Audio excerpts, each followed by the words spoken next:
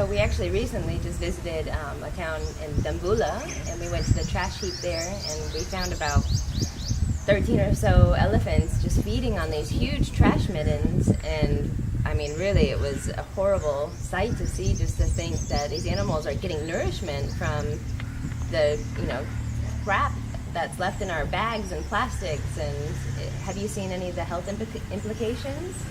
Yeah, this is not only in the Dambulla but all over the country. So there are huge dustbins. So these dustbins are in open areas. So and also it is near to the jungle. So elephants are freely access to these waste dumps. Once they get a taste of that quick energy, that quick sugar or whatever they find in the trash, it's easier food for them to get from eating heaps of grass. Yeah. So are you finding plastic in their intestinal tract? Or? Yeah. So the problem is, so they are very, they like to eat, so this very easily digestible and very tasty food.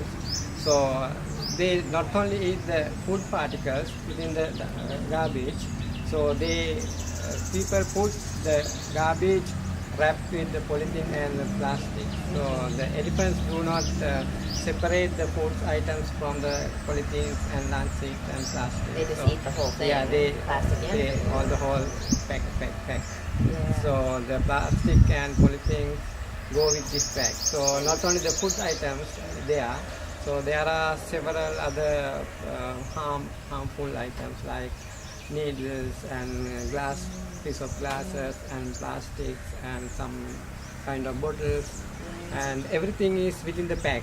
So elephant they just swallow this bag.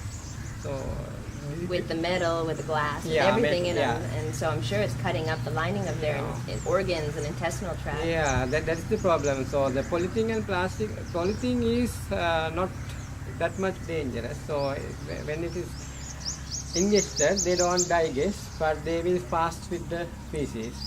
But the problem is, if there is any content in any sharp materials like needles, blades, and metal items, nails, and piece of glasses, so they will damage the mucosa of the intestine and the stomach.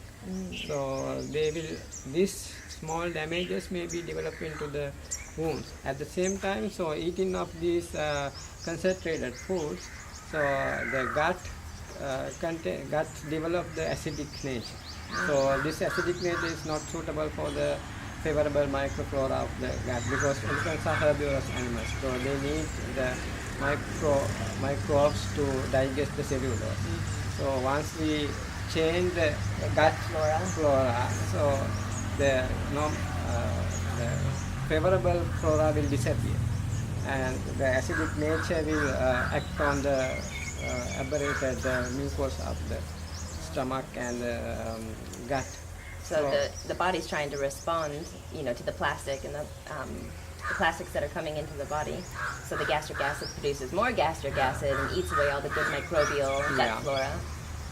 Yeah. So this altered situation, so the animal move to find the more tasted food, because now they don't have enough microflora to digest the cellulose. So they find easy digestible material. So they are waiting long time within the dustbin area. They don't have much exercise, and they don't have much cellulose. And they don't leave. Yeah, they just stay there. They are waiting for the tasted food, and they don't get enough food.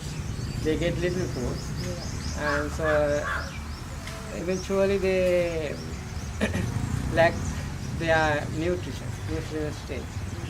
So at the same time, the small ulcers may be developed into the bigger wounds, and this may be infected with the other microbes, because the cellulose digestible microbes are not there, so it will be overridden by the pathogenic microbes. So it will enter into the bloodstream and maybe develop septicemic condition. Yeah, totally. That's what I thought of. If we were to eat a bunch of glass and metal, we would just open up our intestinal tract and our sphincters and just totally put you know, undigested food waste Yeah. into our blood. Yeah. And imagine your blood response. Yeah. That's like total sepsis, and you know, we can die from that like that. Yeah. So I mean, if the elephant dung goes into the bloodstream, that's also very harmful Yeah. for the elephants. Yeah. So the trash dump elephants are definitely shortening their life. Yeah. You know, whether it's long term, you know, with slowly eating away everything, and you know, probably by decades. So sometimes there's acute situations where it happens instantly that the elephant would die from this.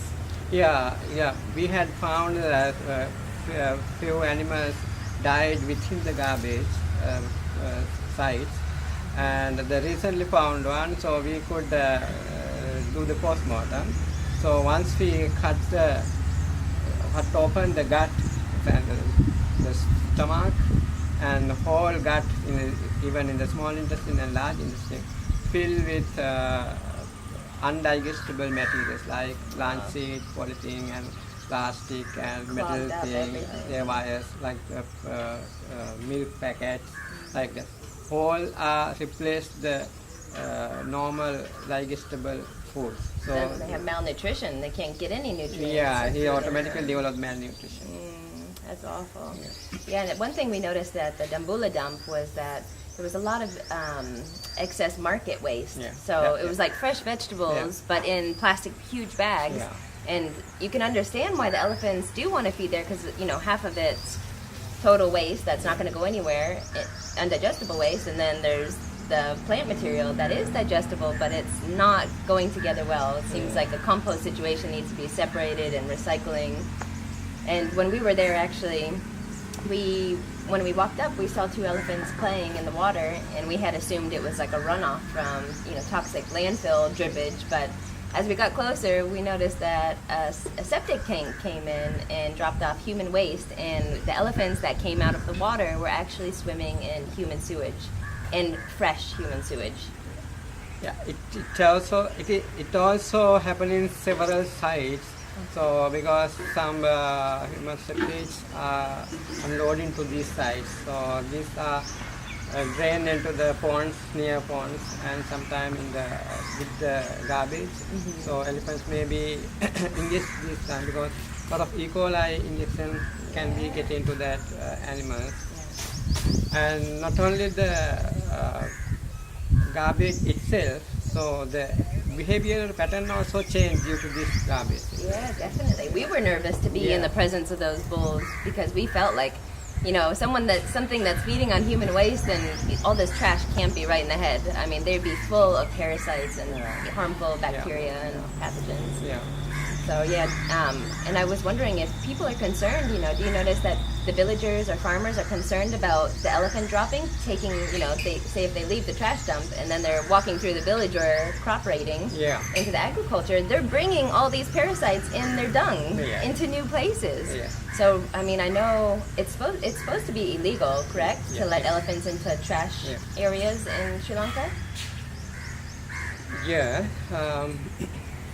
Yeah, but the problem is, so when the elephant is used to eat this type of garbage, so normally their eating pattern will be changed, and they will try to find some tasty food. So they won't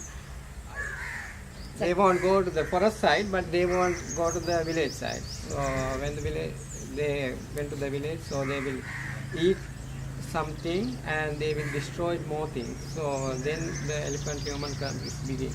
So the farmers are very poor people are there, so they cultivate their crops.